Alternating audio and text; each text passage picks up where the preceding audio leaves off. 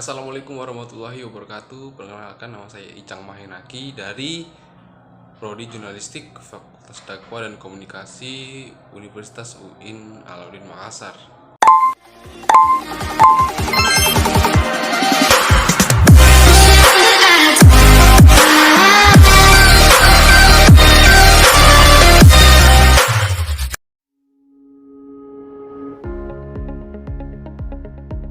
Oke teman-teman, kita sudah di dalam materi ya.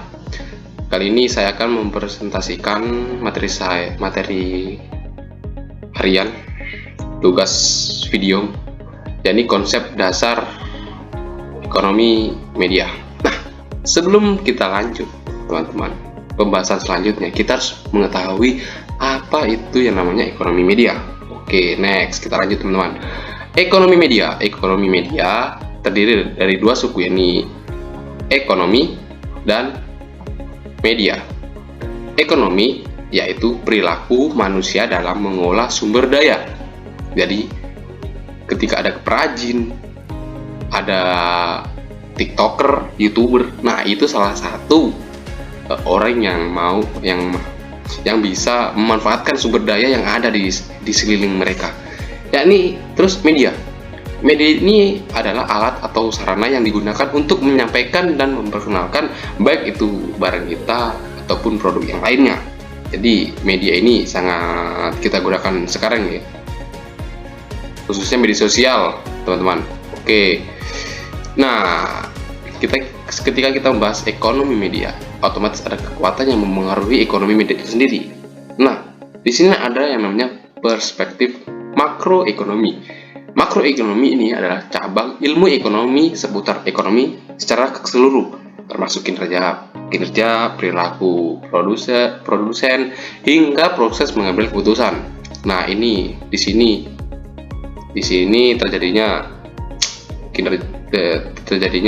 pembuatan atau kinerja perilaku suatu produsen barang atau jasa.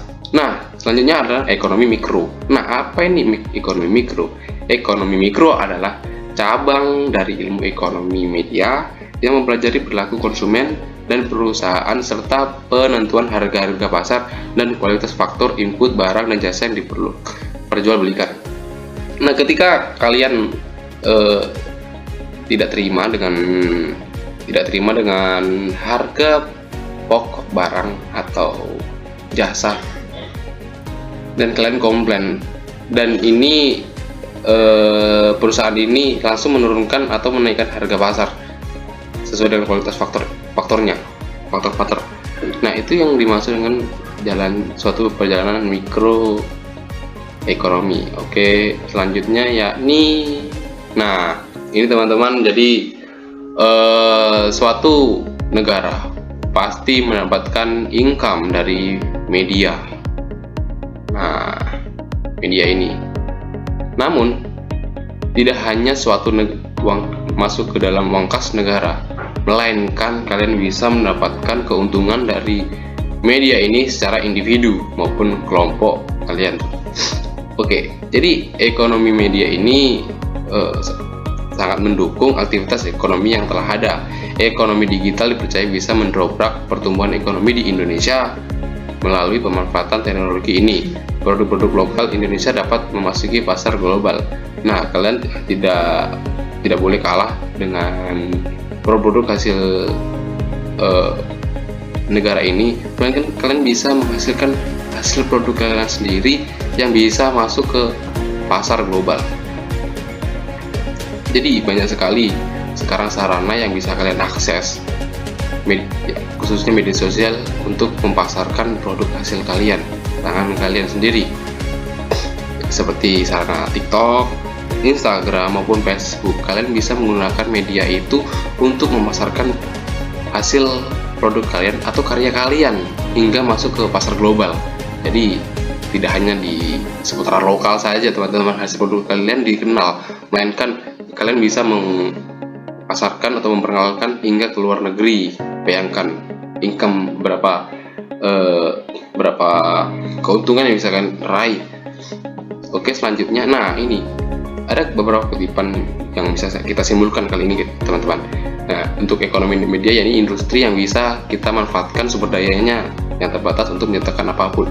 Jadi tidak perlu barang-barang yang elit teman-teman untuk kita ciptakan, melainkan barang yang sederhana dan sumber dayanya yang sangat terbatas ataupun melimpah yang ada di sekitar kita, yang tidak begitu ternilai di mata orang, namun kita bisa mengolahnya sehingga menjadikan produk itu menjadi produk yang sangat terkenal mungkin atau sangat bermanfaat.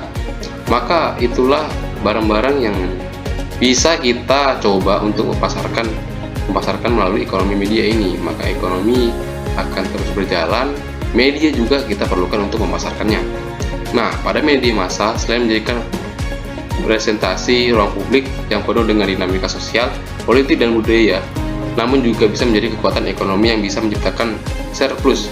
Nah, media ini dijadikan medium iklan utama, dan oleh karena itu menjadi penghubung dan konsumsi antara produsen barang dan jasa dengan masyarakat. Nah, selain menjadikan kebutuhan sosial media atau kebutuhan hiburan, namun media massa ini bisa kita jadikan sebagai ladang penghasilan kita. Banyak sekarang orang mendapatkan penghasilan dari media massa ini, seperti menjadi YouTuber, TikToker, online shop. Nah, maka orang-orang sekarang tidak perlu lagi pergi ke pasar untuk mencari barang yang tidak ada di pasar, melainkan bisa melalui seperti pasar online shop, Shopee, ataupun makanan bisa kita pesan lewat GrabFood tanpa kita harus keluar langsung turun ke pasar. Nah, kita harus bisa memanfaatkan media tersebut teman-teman, namun kita harus pintar dalam memakai sosial media. Oke, nah teman-teman, itulah beberapa penjelasan yang bisa saya sampaikan. Nah, ketika kalian tidak bisa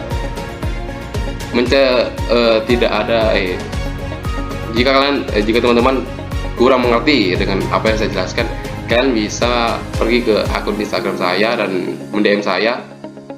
Kalian bisa bertanyakan, insya Allah saya jawab, kecuali malam teman-teman, nggak saya tidur. Oke teman-teman, nah sebagai penutupnya saya ucapkan terima kasih buat teman-teman yang telah senantiasa mendengarkan atau menonton video saya. Semoga kita mendapatkan ilmu dari apa yang saya sampaikan. Kalian ambil baiknya dan buang saja kata-kata saya yang kurang berkenan di hati teman-teman. Oke teman-teman, saya ucapkan terima kasih. Saya tutup dengan wassalamualaikum warahmatullahi wabarakatuh.